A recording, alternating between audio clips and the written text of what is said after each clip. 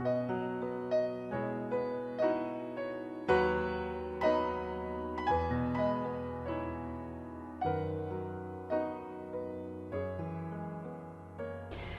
thanks for tuning in today to Front Porch Conversations here at the Advent Christian Village. We're on the front porch at the Copeland Community Center, and the Crickets are here to give us background music. And now I'd like to introduce you to our guest this morning, Janice Harris. Welcome, Janice. Thank you so much for inviting me. It's a great honor. Thank you. It's an honor to be sitting here with you as well. Janice, tell our viewers where you were born and where you grew up. I was born in Milledgeville, Georgia at the Richard Binion Clinic, and it's considered one of the antebellum capitals of Georgia, as well as being the insane asylum location. I'm very familiar with that, not from a inmate view, but from a staff view. I worked there for about 6 months right out of college. Okay. But it is a beautiful town, and it's amazing how many of the homes, the antebellum homes, are still there and maintained. Correct. And beautiful lake around there, and very picturesque. It is. What were your favorite things to do growing up? We mostly played with the neighborhood kids, enjoyed those opportunities, and we had a gentleman in our neighborhood who introduced us to our church where I was baptized. So that was nice. Do you have brothers and sisters? I have a brother that's deceased. He died when he was 47 years old. And I have a sister, Suetta, who lives in Macon, Georgia, a nurse, and a brother, Bruce, who lives outside of Athens, and he's a football coach. Wonderful. And did you go to school all the way through high school in Milledgeville? I did. I attended, I graduated from Baldwin High School in 1972, and then I went to Georgia College and got a degree in dietetics, and then went on to get an internship at Emory University and became a registered dietitian. Well, Janice, I know what it takes to become a registered dietitian, and I admire you for tackling that with all that chemistry and all the other sciences you had to take. It was an interesting field of study, that's for sure. I bet. When you during your internship, you lived in Atlanta? I lived in Decatur. Decatur. And how long was the internship? It was a 9-month internship, and we rotated through about 9 different hospitals. Wow. And what happened after that? I took my registration exam, and I passed it, and I interviewed for a job at the Medical Center of Central Georgia, which is now Navicent Healthcare in Macon, Georgia. I obtained a job as a clinical dietitian there, and went up the ranks. It was assistant director, assistant chief director, and then I was assistant director of the department, and finally director of the department. And that was over what period of time? How many years? 18 years. And during that time, I understand you were married and had children. Is that right? Correct. I have 2 children, a daughter, Heather, who was born in 1981, a son, Brian, that was born in 1983. And I have 5 grandchildren, 3 from Brian, Elliot, Baker, and Bayan, and then I have 2 from Heather, Silas, and Junie. And where do they live now?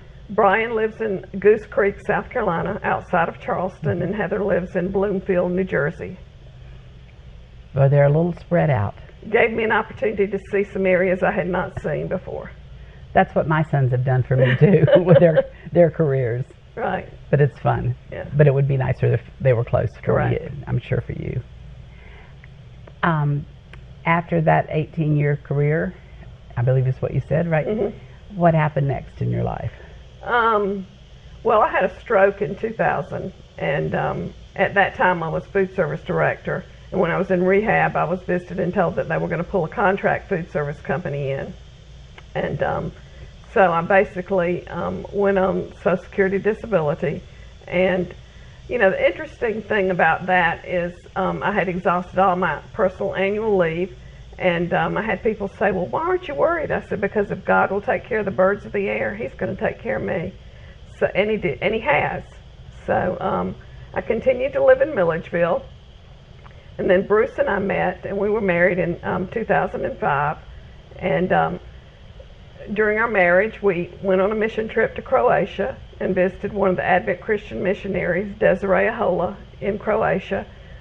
Came back, and Bruce took a church in Maine, and he also pastored a church at Carr Chapel in Clarksville, Florida. And I don't know where Clarksville is. Near Marianna. Oh, okay. That's one part of the state I really have not been to very much.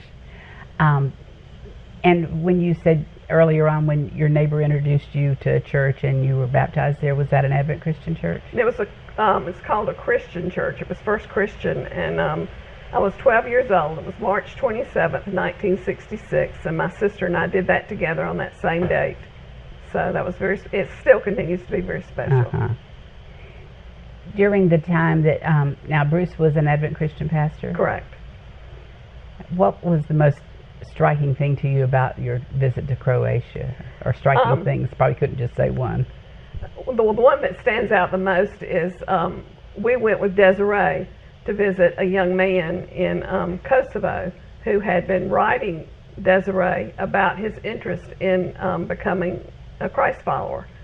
So we went to see him. He was baptized in our hotel bathroom. And outside, and I get chills as I'm telling you this, but outside of our room we were listening to the chants of, the mosque. Mm-hmm. And 30 minutes later, his girlfriend comes back, knocks on the door, and she's baptized in our bathroom. My goodness. Phenomenal. The Lord can do it and be involved anywhere, right? Exactly. Amen. And then you were in Maine?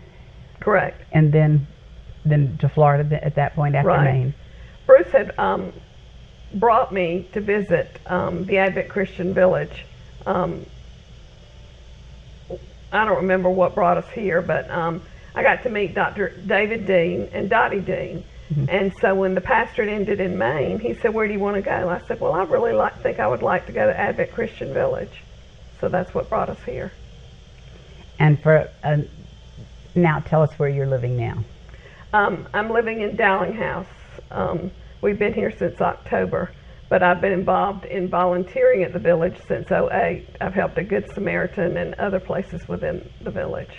And I remember that you were early on as you were volunteering in member services and doing just so many different things and helping get the Friendly Neighbor news out before it was as automated as it is now. I'm happy for everybody that that's not as labor intensive as it used to be. Now, you live nearby, but not in the village until recently. Correct. And I think one of the things that attracts me to the village, even when I just visited, was my dad was such an avid gardener, and knowing that at the time he was still living, to drive by it and see the raised gardens that people can use. And we've now become members of the garden club and have grown things. And, they just do such an excellent job. Chris Christensen and Miss Carol and Joel, and I don't know the rest of them, but those are the ones that I've met. And then the ceramic shop, Miss Laura and Chris Christensen both do a phenomenal job with that. DJ Johnson has worked there in the past and helped. Now Penny is helping. Mm-hmm. She's getting a lot of training, I understand. Yes. And then the Copeland Center, just a marvelous place for anybody to be able to come and use the facilities. That's one of the things that I think people don't take advantage of enough, especially during the pandemic. It's one of the places that's still available for us to use. Mm-hmm. And then we have our own clinic here for doctors, and the bank is here, and hairdressers. And when the pandemic wasn't here, we had the shops open. Mm-hmm. So it's just a great place, a grocery store. I know that you've started writing the Dowling House newsletter column each week, and I've really enjoyed reading that from you. Thank you. And your suggestions of things to do and things to see on campus that many people probably have never seen. So I hope they followed your lead and took part in some of those things. Well, it was interesting. I got some directions from some people in Dowling House about visiting the White Sand Beach. Because I never would have known that was even there. Well, that's what the value of and the beauty of these conversations are. Here or on any place that friends just sit down to visit, Right. they can share stuff with you. Right. Tell our viewers about one of the newer things that you're doing as a volunteer, as a part of the Grace Notes. I got involved in singing with a group called the Grace Notes that Joan Whitman started, I guess, several years ago. Mm-hmm. And I'm one of 5 singers in the group. In fact, this Sunday we are going to sing during lunchtime at the Rump Center, Rump Dining Room. And it's just a very nice outlet. Not only do we get the fellowship of one another, and we get to practice the talents that God has given us, but Joan is a great teacher and you know, shares with us how to sing correctly. You know, it's a wonderful, wonderful outlet, and I'm thankful that I have that. Well, and it brings joy to many others who get to hear you Correct. sing. And well, in the future, you'll have bigger audiences. But I understand that the Grace Notes have been recorded for TV too, and that'll be Correct. showing at different times. Is this your first time of singing with the group? It is. I did sing in a choir when I was probably in my younger years at church, but it's been a long time since I did that. When you, as a pastor's wife, what are some special memories about that time? You know, we met a couple that we got really close to in Maine, and one of the things that relationship reminds me of is that we found out probably 3 years ago that she had been murdered, and it was a real shock. And it just shows you that you really don't know people, and but it also shows you that you need to be there and reach out to people no matter what their need is, and not worry about your feelings. You know. Let's go back to your garden. What have you grown this year? This summer I was able to grow a few red tomatoes. Most of them were green, and I put in the window and they turned red. We grew squash, had some cucumbers, lettuce, green peppers. So wow. Yeah, that was nice. Well, I joined the garden club probably almost right after the 4th of July. So it wasn't a very good time for starting new things, but I do have some herbs that are growing, and I look forward to it cooling down a little bit and planting some real vegetables in addition to the herbs. But back to what Chris and Carol do and the others is they help mentor you. You know, I've primarily only ever grown flowering plants and murdered quite a few of those over time. So and Carol's the expert flower gardener. Yes, she certainly is. And but even if our viewers have never, you know, turned a spade of dirt, they still need to go visit the area because it is just beautiful. Well, and if they have any idea of gardening, not to be afraid that there's not somebody there to help them and point out what to plant and what not to plant, and how to take care of it. I know you were talking about volunteering at Good Samaritan Center. You want to share with us more about that? And I know that's on hold right now. Yeah. I started in 2008, and when I started, I was introduced to Kathleen Johnson, and I have worked with Kathleen the duration and activities. And she's the director of activities, correct. Right? And I often say, because I've volunteered in other capacities for other places, I say I'm just a little Indian. I do whatever I'm told to do. And she did assign both Bruce and I a week to conduct a Bible study. So I've done that. I've been on shopping trips with residents. I think one of the most rewarding things I did was take residents for a walk in their wheelchairs out around the pond. And one of the residents at the time was nonverbal. And, you know, so many times people think of the residents in a nursing home as just, you know, writing them off. But the next thing I know, she takes her hand and she points to the sky and she says, "Look at the bird." And then another time I was in the activity room and they brought one of the residents from the Alzheimer's unit, and she too was not verbal very often. But somebody said, well, why don't you start singing Shall We Gather at the River? We did. She sang every verse to that song. Now, and, you know, if those aren't enough reasons to spend time with residents, I don't know what is. Well, I feel like, and this is something Joan and I talked about in our conversation, what a wonderful therapy music is. Exactly. Because that's another thing that you maintain long into dementia or Alzheimer's, and what a joy that can be for people, even if they're not able to verbalize, but you know, you can see them knowing that they're recognizing those words in that song. Right, and I've been on the court on Camellia when she has done the song time, and just to see the residents' eyes light up, you know, and then most of them will start singing with you. You mentioned Bruce. Bruce was not wanting to be here today, and that's fine. You want to share a little bit more about him? Bruce grew up in the North. His dad was a Advent Christian pastor, and we've been married 15 years. During our marriage, we've traveled a lot. We've been to Croatia, we've been to Germany, we visited a lot of the states up north when we were living in Maine. We've been to Canada.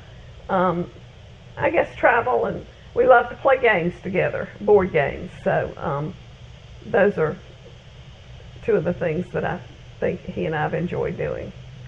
And do each of you have a game that you're better at than the other one? Bruce is better at any of the games than I am, but we both love Rummy Cube. So when you are in an environment like this that's out in nature, does it bring you a special place spiritually? I think it does. I typically walk in the mornings, and that's usually a time when I either play music on YouTube that are worship songs, or I use it as my prayer time. I have become an alphabetical prayer, so tell us about that. Well, that way I don't forget who I need to pray for. I just go down the alphabet, and whose ever name that I remember that begins with that letter, that's who I pray for. That's a prayer tip I've never heard. I love that one. That would make you think a little bit too, as you went to every letter. Exactly. I know you talked about your baptism as being a special moment. Are there times that you've really seen Christ active in your life? Well, I mentioned after my stroke, I was in the rehab unit, and somebody looked at me and said, "Why are you got a smile on your face? Why are you happy?" I said, "Because I'm still here." You know, God, it was the power of prayer that saved my life. I said, I wouldn't still be here if it weren't for God. And I think the mission trips that I've been on, 2 other mission trips. I went to Mexico, one with Casa por Cristo, which was in out of El Paso, Texas, where we as a group went and built a house for a Mexican family. And that was a really heart-wrenching experience. I took my son at the time simply because I wanted him to see what we have as Americans compared to what they have. What age was he? He was probably 16 at the time. They don't have running water. They have a water truck that comes by and brings water every day. There's no hot water when you take a shower. When you go to the bathroom, there's no sewage system, so you wipe and put it in the trash can. Their roof is cardboard with hubcaps on the top to hold the roof down. So, very eye-opening. When my son was about 15, my younger son, he went on a mission trip to Mexico, and I think every young person should have that opportunity. Absolutely. It made such a difference to him. I know the first morning after he came home, I was in the kitchen doing something, running water, and he said, "What are you doing?" And I said, "Well, I'm washing something. I don't know exactly." "Well, you should turn off the water. Water is precious." Oh. And I'm sure that thought had never occurred to him before. You know, Right. He went to Mexico, and so many other examples of that. The other time that we went to Mexico, we went to help a church. And so this church had moved everything out of their home so that we could sleep on the floor on our sleeping bags. And one of the things I learned that Mexicans do is they sweep their yard. Mm-hmm. Well, now my grandmother told me that she grew up, well, she was born up north, but grew up near Gainesville, Florida. And you always swept your yard there too. Really? Yeah. She said only proper ladies sweep their yards every day. Wow.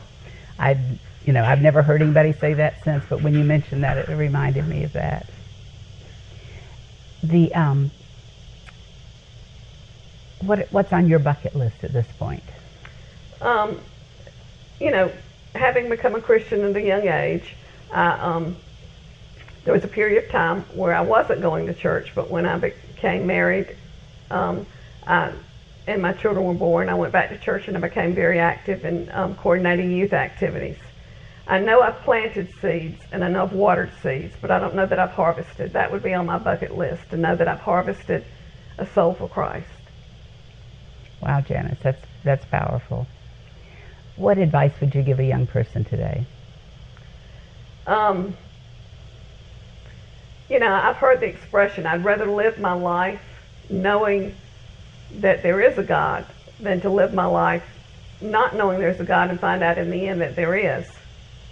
I would encourage all young people to find the Lord, because, man, I was listening to a devotion this morning and it talked about how life can be unexpected. But with the Lord, even if it's unexpected, like this pandemic, mm-hmm. Somebody said, why aren't you worried? I said, because it's in God's hand, and when it's His time, He's going to take care of it. So they need to find the Lord and keep Him in their life, because a marriage built on the Lord, just your own life built on the Lord, mm-hmm. is a powerful way to live. It certainly is. When you, how do you go about writing your column for the Friendly Neighbor News? I'm not a recipient of much news from the residents. Well, now you can beg him to do it right now, in case you haven't already. So I try to find something that might be, for instance, in this week's article that you'll see, or maybe it's next week, I can't remember which one I put it in, but so many times we don't listen to other people. We don't hear what they know. We're so busy trying to share what we know that we don't listen.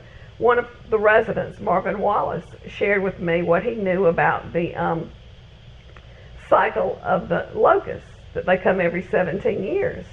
Well, I chose to write about that because, I thought, well, I didn't know about it, so maybe nobody else knows about it either. The last locust came in 2003, so they're due for another swarm of locusts this year. Oh, my goodness. One more thing. Exactly. But the Lord will provide. Absolutely.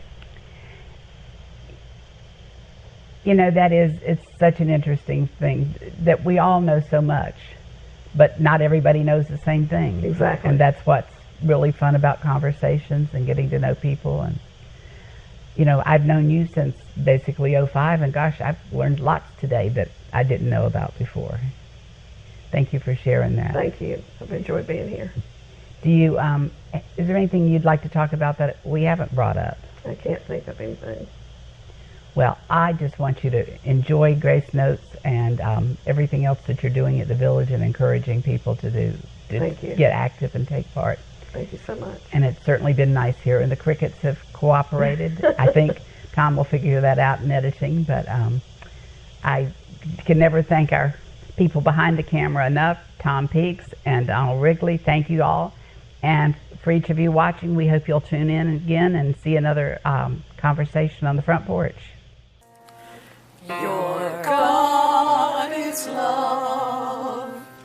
It's He who holds you from above, and in His hand you are secure, for in His love your way is sure.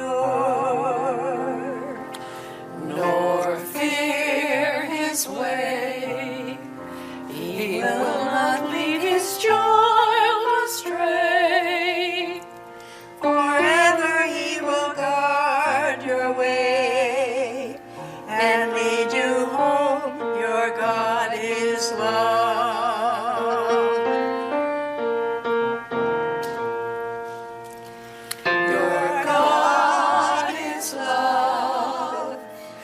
It's He who holds you from above, and in His hand you are secure, for in His love your way is sure.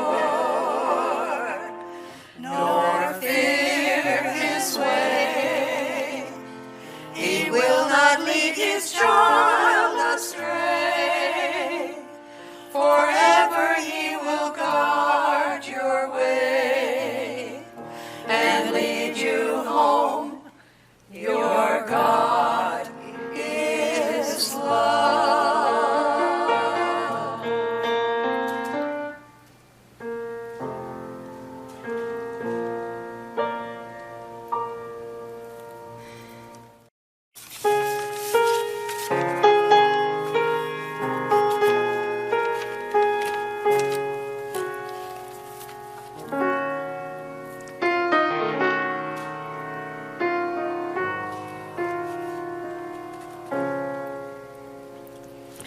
Wash me in love, Lord, with infinite mercy.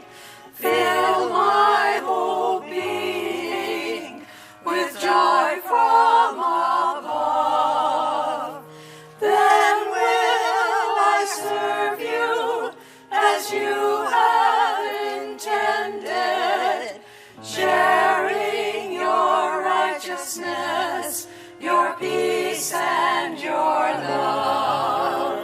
Let me see clearly, Lord, let me see clearly.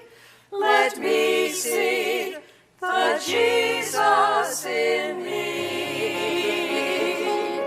For when I see clearly and only with your eyes, then Lord, oh then Lord, I am set free to love.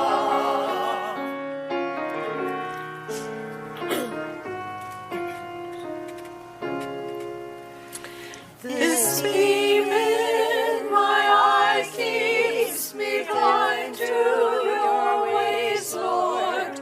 Others around me fall short in my sight. I need to see clearly just who that I am, Lord, that I might see others with your eyes of love. Let me see clearly, Lord, let me see clearly. Let me see the Jesus in me. For when I see clearly and only with your eyes, then Lord, oh then Lord, I am set free to love.